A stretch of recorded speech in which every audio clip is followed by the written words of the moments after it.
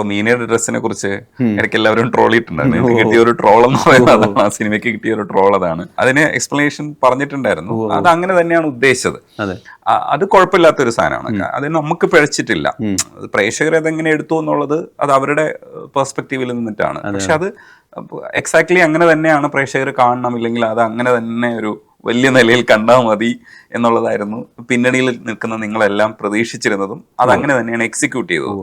പക്ഷെ അതിൽ ചില ട്രോളൊക്കെ വരുന്നത് സ്വാഭാവികം, അത് രസമാണ്. ട്രോളിനെ അങ്ങനെ ആസ്വദിച്ചു.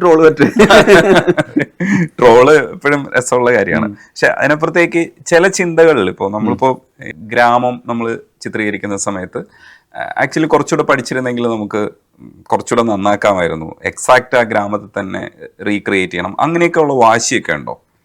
ഞാൻ അതാ പറഞ്ഞത് നേരത്തെ. ഇപ്പം നമ്മൾ ഇബ്രാൻ സിനിമയിൽ നമ്മൾ 15 മാസം വർക്ക് ചെയ്തു എന്ന് പറയില്ലേ, നമുക്ക് ചെയ്യാൻ പറ്റുന്ന ആ സിനിമയോടുള്ള ഏറ്റവും വലിയ നമ്മുടെ ഡെഡിക്കേഷൻ എന്ന് പറയുന്നത് ആ 15 മാസം ആ സിനിമയ്ക്ക് വേണ്ടി വർക്ക് ചെയ്യാന്നുള്ളതാണ്. ചിലപ്പോൾ പലപ്പോഴും നമ്മുടെ ഇൻഡസ്ട്രി സ്റ്റാൻഡേർഡ്സ് അതിന് സമ്മതിക്കാറില്ല. പക്ഷെ ഞാനത് മേക്ക് ഷുവർ ചെയ്യാറുണ്ട്. അങ്ങനെ നമ്മൾ വർക്ക് ചെയ്യാതിരിക്കുമ്പോഴാണല്ലോ നമ്മൾ ഈ പറയുന്ന അതിനെപ്പറ്റി നമ്മൾ കൃത്യമായി പഠിച്ചില്ല എന്നുള്ള തോന്നൽ വരില്ല. അപ്പോൾ അതിൻ്റെ നമ്മുടെ സിനിമ തുടങ്ങിക്കഴിഞ്ഞാൽ സുജിത്ത് അവിടെ തന്നെ കാണും 99%. ഇപ്പോൾ ഒരു ഭയങ്കര കണ്ടിന്യൂറ്റി ആണ്, ഒരു 15 days കണ്ടിന്യൂസ് കാര്യമാണെങ്കിൽ എൻ്റെ ഒരു സാന്നിധ്യം ആവശ്യമില്ല.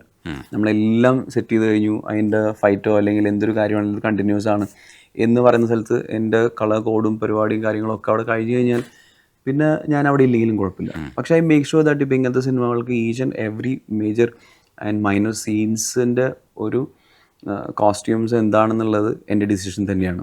ഓഫ് കോഴ്സ് അതിൽ ഡയറക്ടറൊക്കെ ഉണ്ട്. ഇപ്പോൾ ഡയറക്ടർ എടുത്ത് ചില സമയത്ത് ഇപ്പോൾ അദ്ദേഹം ഇപ്പോൾ രാജു പറയുമായിരിക്കും നമുക്ക് ഇത് മതിയോ എന്ന് ചോദിച്ചാൽ, അല്ല ഇതല്ലെങ്കിൽ ഇത് എന്തുകൊണ്ടെന്നുള്ള റീസൺ ഞാൻ പറഞ്ഞിട്ട് പിന്നെ അദ്ദേഹം ചിലപ്പോൾ ഓക്കെ അദ്ദേഹത്തിൻ്റെ റീസൺ പറയും. അങ്ങനെ ഒരു ഡിസ്കഷൻ സ്പേസ് ഉണ്ട് അവിടെ. സോ അതിൽ നിന്നൊരു തീരുമാനം ഉണ്ടാവും.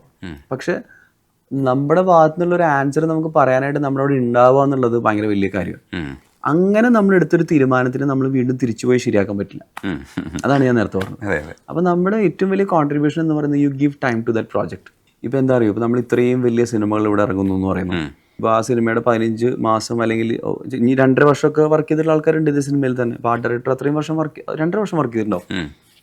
സോ മേക്ക് ഷുവർ ദാറ്റ് അദ്ദേഹം അത് ട്രൈ ചെയ്യുന്നതെന്ന് വെച്ചാൽ ഈ 2.5 വർഷം അതിൻ്റെ കൂടെ നിൽക്കുക എന്ന് പറയുന്നതാണ് അതിലത്തെ ഏറ്റവും വലിയ കോൺട്രിബ്യൂഷൻ. അതിൻ്റെ അപ്പുറത്തൊരു കോൺട്രിബ്യൂഷൻ ഇല്ല. അതേപോലെ സുജിത് വാസുദേവാണ് ക്യാമറ ചെയ്യുന്നത്. നിങ്ങൾ തമ്മിലുള്ള ഡിസ്കഷൻസ് ഒക്കെ നിങ്ങൾ എത്രത്തോളം കൂടുതൽ പൃഥ്വിരാജുമായിട്ട് മാത്രമാണോ സംസാരിക്കാമെന്ന് എനിക്കറിയില്ല, മൊത്തത്തിലുള്ള ഡിസ്കഷൻ പാർട്ടൊക്കെ വരുന്നുണ്ടോ? അതെങ്ങനെയായിരുന്നു? ക്യാമറമാനുമായിട്ട് നിങ്ങൾ വർത്തമാനം പറഞ്ഞിട്ടുണ്ടോ? ഇപ്പം ഇത്രയും വലിയ സിനിമയല്ലേ, ഇപ്പം ഞാനും സുജിത് വാസുദേവും സുജിത്തേട്ടനും അതുപോലെ തന്നെ ഇപ്പം ഇതിൻ്റെ ആർട്ട് ചെയ്തിട്ടുള്ള മണി എന്ന് പറയുന്ന മോഹൻദാസ് എന്ന് പറയുന്ന മണിച്ചേട്ടനും നമ്മൾ വിളിക്കുന്നത്, അതുപോലെ കുറേ ആൾക്കാർ, ശ്രീജിത്താണ് ഇതിൻ്റെ മേക്കപ്പ് ചെയ്തിട്ടുള്ളത്. ഇതിലൊരു ഭയങ്കര രസകരമായ കാര്യം എന്താണെന്ന് വെച്ച് കഴിഞ്ഞാൽ, ഞങ്ങൾ ഈവൻ ലൂസിഫറിൽ പോലും ഒരു പ്രാവശ്യം പോലും നമുക്ക് ഈ സിനിമയെ ഒന്ന് ഡിസ്കസ് ചെയ്യാമെന്ന് പറഞ്ഞിരുന്നിട്ടില്ല.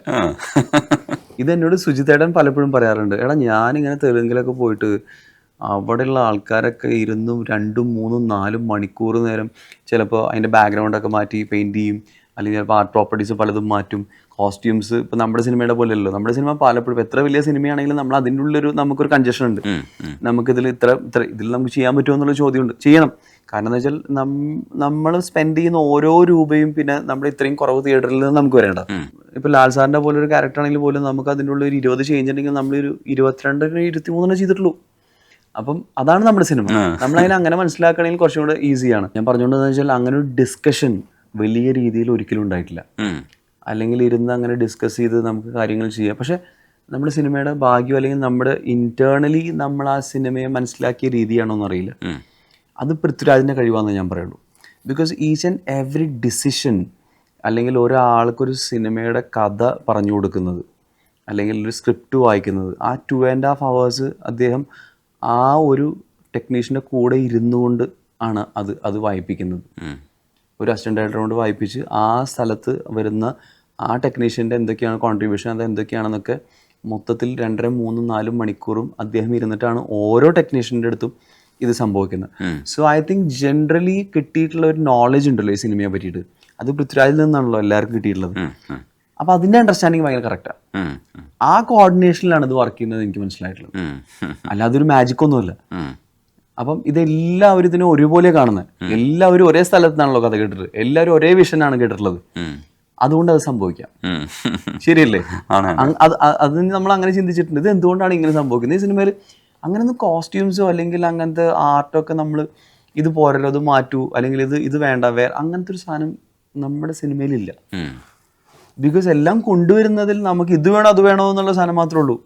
ഇതാണോ നല്ലത് അതാണോ നല്ലത് എന്നുള്ള സാധനം മാത്രമേ ഉള്ളൂ. ഇത് ഇതിലേക്ക് ചേരുന്നില്ല എന്നുള്ളത് ഒരു ഡിപ്പാർട്ട്മെന്റിലും ഇല്ല. അത്രയ്ക്കുള്ള സ്പേസ് ഉള്ളൂ നമുക്ക്, അല്ലെങ്കിൽ അത് മതിയല്ലേ? അല്ല, അത് ഞാൻ പറഞ്ഞതെന്ന് വെച്ചാൽ അത്രയും അണ്ടർസ്റ്റാൻഡിങ് ഉണ്ട് അതിൻ്റെ ഉള്ളിൽ, ഈ സിനിമയുടെ ഉള്ളിൽ. അതായത് നമ്മൾ ഇതിൻ്റെ ഉള്ളിലേക്ക് ഉൾക്കൊള്ളിക്കാൻ പറ്റാത്തൊരു സെറ്റ് പ്രോപ്പർട്ടി പോലും ആ സിനിമയുടെ ഒരു കാര്യത്തിന് വേണ്ടി വരുന്നില്ല ആ സെറ്റിലേക്ക്. ബിക്കോസ് എല്ലാവരും ഇദ്ദേഹത്തിൻ്റെ മുഖത്ത് നിന്ന് കേട്ടിട്ട് ആ സിനിമയെ അത്രയും രീതിയിൽ അണ്ടർസ്റ്റാൻഡ് ചെയ്യുന്ന, ഇവിടേക്ക് എന്താണ് വരേണ്ടതെന്നുള്ളത് കൊണ്ടാണ് വരുന്നത്. അപ്പോൾ ഇവിടെ നമ്മളൊരു വേറെ എക്സ്ട്രാ കുറേ സാധനം കൊണ്ടുവന്നിട്ട് ഇതൊക്കെ ഉണ്ട്, ഇതൊക്കെ വേണമെന്ന് ചോദിക്കേണ്ട ഒരു അവസ്ഥയില്ല. അതേപോലെ പൃഥ്വിരാജിന്റെ ബ്രോഡാഡിയിലെ വേഷം കണ്ടിട്ട് സുപ്രിയ വന്നിട്ട് നല്ല അഭിപ്രായം പറഞ്ഞു പറഞ്ഞില്ലേ. അതേപോലെ ലാലേട്ടന്റെ കൂടെ പേഴ്സണലി വർക്ക് ചെയ്യുന്ന സമയത്ത് ലാലേട്ടന്റെ ഒരു കംഫർട്ട്നെസ് മനസ്സിലാക്കിയിട്ടുണ്ടാവും. അത് വേറൊരു കമ്മ്യൂണിക്കേഷൻ ആണല്ലോ. കോസ്റ്റ്യൂം കുറച്ചുകൂടെയൊക്കെ അഭിപ്രായം ചിലപ്പോൾ പ്രൊഫഷണൽ ഒരു കാര്യം അല്ലാത്തതുകൊണ്ട് തന്നെ രണ്ട് രീതിയിലായിരിക്കും ചിലപ്പോൾ സമീപിച്ചിട്ടുണ്ടാവും. ഒന്ന് സെറ്റിലും മറ്റേതൊരു പേഴ്സണൽ സ്പേസിലും, അല്ലെങ്കിൽ ലാലേട്ടന്റെ ഒരു സ്പേസ് ആണ്. കുറച്ചുകൂടെ അഭിപ്രായം പറയാം. എങ്ങനെ ഇത് രണ്ടും തമ്മിൽ വ്യത്യാസമുണ്ടോ? പൃഥ്വിരാജിനെ സംബന്ധിച്ചിടത്തോളം പൃഥ്വിരാജ് ഇപ്പം എന്നോട് ഒരു കാര്യം പറയുന്നത്, എനിക്ക് ഇങ്ങനെ ഒരു സാധനം ഇങ്ങനെ ഒരു ഡേറ്റിൽ ആവശ്യമുണ്ട്. ഇപ്പം എംപുരാൻ്റെ പ്രൊമോഷൻസ് പോലും ഇപ്പം നമ്മളാണ് ചെയ്യുന്നത്, അദ്ദേഹത്തിൻ്റെ കോസ്റ്റ്യൂംസ് ഒക്കെ. അപ്പം വാട്ട് ഈസ് ലുക്കിംഗ് ഇൻ, എനിക്ക് മറ്റന്നാണ് പ്രോഗ്രാം, അപ്പോൾ ഇത് ചെയ്യാൻ നമുക്ക് സമയമുണ്ട്, പെട്ടെന്ന് വന്നൊരു കാര്യമാണ്. അപ്പം അതിൻ്റെ from number 1 to 10th conversation എന്ന് പറയുന്നത് നമ്മളുടെ ഒരു മാത്രമാണ്. ഇതിനുള്ള വേറെ ആരുമില്ല. ഇപ്പോൾ ലാൽ സാറിൻ്റെ കേസിൽ ലാൽ സാർ ഒരുപാട് കാര്യങ്ങൾ എനിക്ക് തോന്നുന്നു ബിസി ആയതുകൊണ്ട്, അല്ലെങ്കിൽ പല ആൾക്കാരും അദ്ദേഹത്തിനുള്ളൊക്കെ ഇപ്പോൾ കോസ്റ്റ്യൂമേഴ്സൊക്കെ ഉണ്ട്. പൃഥ്വിരാജിൻ്റെ അങ്ങനെ കോസ്റ്റ്യൂമേഴ്സും ആൾക്കാരും അങ്ങനെ എന്നുള്ള കാര്യങ്ങളൊക്കെ വളരെ കുറവാണ്, നമ്മുടെ അടുത്ത് തന്നെയാണ് സംസാരിക്കുന്നത്. അപ്പോൾ ലാൽ സാറിൻ്റെ കേസിൽ ലാൽ സാർ കുറച്ചും കൂടെ ഒരു എല്ലാത്തിനും ഉൾക്കൊള്ളാൻ ശ്രമിക്കുന്ന ആളാണ്. ഇപ്പം നമ്മളിതിലൊരു മോശം എന്തെങ്കിലും സംഭവിച്ചാൽ പോലും, ഇപ്പം ഇത് അത്ര ഒരു നന്നായില്ലെങ്കിൽ അതിനും അദ്ദേഹം ഉൾക്കൊള്ളും എന്ന് പറയുന്ന പോലെയാണ് അദ്ദേഹത്തിൻ്റെ ഒരു രീതി. പിന്നെ ഇപ്പോൾ കുറച്ച് കാലമായിട്ട് ലാൽ സാർ കുറച്ചും കൂടെയൊക്കെ ഒരു യങ് ആയിട്ടുള്ള, അല്ലെങ്കിൽ കുറച്ചും കൂടെ യങ് ലുക്കിംഗ് ആയിട്ടുള്ള കോസ്റ്റ്യൂംസ് ഇപ്പോൾ അടുത്ത കാലത്തൊക്കെ ഞാൻ പല സമയത്തും ധരിക്കുന്നത് കണ്ടിട്ടുണ്ട്. അതിപ്പോൾ അദ്ദേഹം കുറേ, എനിക്ക് തോന്നുന്നു കുറേ വെയിറ്റ് ഒക്കെ കുറഞ്ഞിട്ടുണ്ട്. കുറച്ചും കൂടെ കാണാനൊക്കെ ഭയങ്കര രസകരമായ രീതിയിലാണ് അത്. അപ്പം എല്ലാം ചേരുന്നുണ്ട്. അപ്പം ആ രീതിയിലൊക്കെ നമ്മുടെയായിട്ടുള്ള കോൺവെർസേഷൻസ് പലപ്പോഴും അദ്ദേഹം ഈ പറയുന്ന പോലെ ഇതെന്താണ് ഇതിൻ്റെ ഉള്ളിലത്തെ കുറേ കാര്യങ്ങളുണ്ടല്ലോ, ഇതിൽ എംബ്രോയിഡറി ആയിക്കോട്ടെ, അല്ലെങ്കിൽ ഇതിൻ്റെ വീവിങ് ആയിക്കോട്ടെ, അല്ലെങ്കിൽ അങ്ങനെയുള്ള കുറേ കാര്യങ്ങളൊക്കെ അദ്ദേഹത്തിന് ഭയങ്കര ഇഷ്ടമുള്ള കാര്യങ്ങളാണ്. അത് ചോദിക്കും, ഇത് ഏത് തുണിയാണെന്ന് ചോദിക്കും, അല്ലെങ്കിൽ ഇതെങ്ങനെയാണ് ഇങ്ങനെ തയ്ച്ചത്, ഇതെന്ത് പാറ്റേൺ ആണ്, അല്ലെങ്കിൽ ഈ ഷൂസ് അല്ലെങ്കിൽ ഈ ബാഗ് ഇങ്ങനെ വന്നിട്ടുള്ള ലെതർ കമ്പനിയിൽ നിന്ന് എനിക്ക് കിട്ടിയതാണെന്നൊക്കെ, അങ്ങനെയൊക്കെയുള്ള കുറേ കോൺവെർസേഷനൊക്കെ വരും.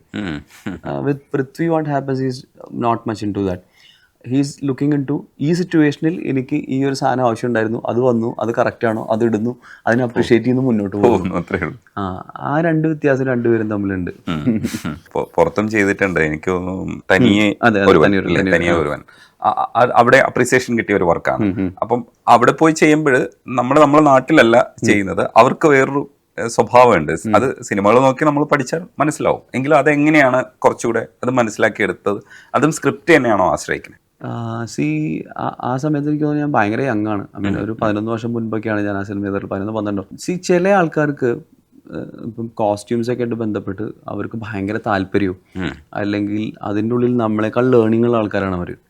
അതിങ്ങനെ കുറേ ആൾക്കാരുണ്ട്. ഇപ്പോൾ ഈവൻ പൃഥ്വിരാജ് അങ്ങനെയാണ്. ഇപ്പോൾ ലാൽ സാർ ഈ പറഞ്ഞ പോലെ ഇതിൻ്റെയൊക്കെ ഈ കേട്ടറിഞ്ഞുള്ള നോളജും, അല്ലെങ്കിൽ കുറേ സ്ഥലങ്ങളിൽ ഇപ്പോൾ ഈ നെയ്ത്ത് എന്നൊക്കെ പറഞ്ഞ സ്ഥലത്തേക്ക് പലപ്പോഴും ലാൽ സാർ കൂടെ വന്നിട്ടുള്ള സ്ഥലങ്ങളുണ്ട്. നമുക്ക് അവിടെ നിന്ന് പോയി നോക്കാം, അല്ലെങ്കിൽ ചിലപ്പോൾ ഞാൻ അവിടെ പോയിട്ട് അവിടെ നിന്നുള്ള എന്തെങ്കിലും സ്പെഷ്യൽ സാധനങ്ങളൊക്കെ ഉണ്ടെങ്കിൽ അത് കൊണ്ടുവന്ന് ലാൽ സാറിന് കാണിച്ചു കൊടുക്കും. അപ്പോൾ ലാൽ സാറിന് അതൊക്കെ ഇഷ്ടപ്പെട്ട, ഇപ്പോൾ പട്ടോല വ്യൂ എന്നൊക്കെ പറഞ്ഞിട്ടൊരു വ്യൂ ഉണ്ട്, നമ്മളവിടെ ഗുജറാത്തിൽ കണ്ടിട്ടുള്ളതാണ്. അപ്പോൾ അതെന്താണെന്ന് അറിയാനും അങ്ങനെയൊക്കെയുള്ള ആഗ്രഹങ്ങളൊക്കെ ഭയങ്കര കൂടുതലുള്ള ഒരു വ്യക്തിയാണ്. അപ്പം ചിലപ്പോൾ അദ്ദേഹത്തിനോട് വർക്ക് ചെയ്യുമ്പോൾ നമ്മൾ കുറേ മേഖലകളൊക്കെ നമുക്ക് എക്സ്പ്ലോർ ചെയ്യാൻ പറ്റും. അരവിന്ദ് സ്വാമിയുടെ കാര്യം പറയുമ്പോൾ സൂട്ട്സൊക്കെ എന്ന് പറയുന്നത് നമ്മൾ കണ്ടിട്ടില്ലാത്ത പല ബ്രാൻഡുകളും ധരിക്കുകയും, അല്ലെങ്കിൽ അതൊക്കെ ആയിട്ട് പല രാജ്യത്തും പോയിട്ട് അതൊക്കെ വാങ്ങിക്കുകയും ധരിക്കുകയൊക്കെ ചെയ്തിട്ടുള്ള ആളാണല്ലോ. സോ എന്നെ സംബന്ധിച്ച് നേരത്തെ പറഞ്ഞ പോലെ ഞാൻ വിചാരിക്കുന്നത് ഞാനിവിടെ ഒരുപാട് ഡിസൈൻ ചെയ്യുന്നതിനേക്കാളും ഒരുപാട് നല്ലത് അദ്ദേഹത്തിൻ്റെ ഒരു അറിവോട് കൂടി അത് എക്സിക്യൂട്ട് ചെയ്ത് കൊടുക്കുക എന്ന് പറഞ്ഞ കാര്യമാണ് ഞാൻ ആ സമയത്ത് ചെയ്തിട്ടുള്ളത്. നമ്മളവിടെ ഒന്നും ചെയ്യേണ്ട കാര്യമില്ല, നമ്മളിങ്ങോട്ട് പഠിച്ചാൽ മതി. കാരണം നമുക്കൊരു മാസ്റ്റർ ആണല്ലോ നമ്മുടെ കൺമുന്നിൽ കിട്ടുന്നത്. എപ്പോഴും വാട്ട് വി ക്യാൻ ഡു, അല്ലെങ്കിൽ ഞാൻ എന്താണെന്നുള്ളത് അറിഞ്ഞിരിക്കുക എന്ന് പറയുന്നത് എന്നെ സംബന്ധിച്ചോ എന്നെ ഹെൽപ്പ് ചെയ്യും. അതായത് ഇപ്പോൾ പറഞ്ഞില്ലേ, ഇപ്പം മരക്കാറ് പോലത്തെ ഒരു സിനിമ, അതിലേക്കാണ് കുറച്ചും കൂടെ ഭയങ്കര കോസ്റ്റ്യൂം ഡിസൈനിങ്ങിൻ്റെ ഒരു മേഖല നമുക്ക് എക്സ്പ്ലോർ ചെയ്യാൻ പറ്റുന്നത്. നമ്മുടെ ക്രിയേറ്റിവിറ്റി, നമ്മുടെ എന്തൊക്കെ ടാലൻറ്റ് ഉണ്ടെന്ന് പറയുന്നത്. ഇപ്പോഴത്തെ നമ്മളൊരു സൂട്ട് ഉണ്ടാക്കുക എന്ന് പറയുന്നത് ആ സമയത്ത് പ്രത്യേകിച്ചും എന്നെക്കാൾ ഒരുപാട് അറിവുള്ള ആളാണ് അദ്ദേഹം. സോ നമ്മൾ അവരുടെ രീതിയിലേക്ക് പോകും. എന്നിട്ട് ചിലപ്പോൾ നമുക്ക് കൊടുക്കാനുള്ള ചില ഇൻപുട്സ് കൊടുക്കും, അത് ചിലപ്പോൾ അവർ മനസ്സിലാക്കും. അങ്ങനെ നമ്മളൊരു വിഷയം. അപ്പം എല്ലാ സിനിമയുടെ ആവശ്യം വേറെയാണ്. എല്ലാ ആക്ടേഴ്സിൻ്റെ കൂടെയുള്ള രീതി ഒന്നാവാൻ പറ്റില്ല. പല ആൾക്കാരും പല രീതിയിലാണ്. പിന്നെ ചില ആൾക്കാരെ നമ്മൾ ടോട്ടലി വിട്ടുകൊടുക്കും. ഇപ്പോൾ ആസ് മച്ച് ആസ് ഡയറക്ടർക്ക് കുഴപ്പമില്ല, എനിക്ക് ഈ ബ്രാൻഡ്സ് ഒക്കെയാണ് ഇഷ്ടം എന്നൊക്കെ നമ്മൾ വിട്ട് കൊടുക്കുക. അത് ആ ക്യാരക്ടറിനെ ബാധിക്കുന്നില്ലെങ്കിൽ നമ്മൾ അവരുടെ രീതിക്ക് ചെയ്ത് കൊടുക്കാനുള്ളത്. അറ്റ്ലീസ്റ്റ് അവർ കംഫർട്ടബിൾ ആയിരിക്കുമല്ലോ എന്നുള്ളത്. മനസ്സിലായി.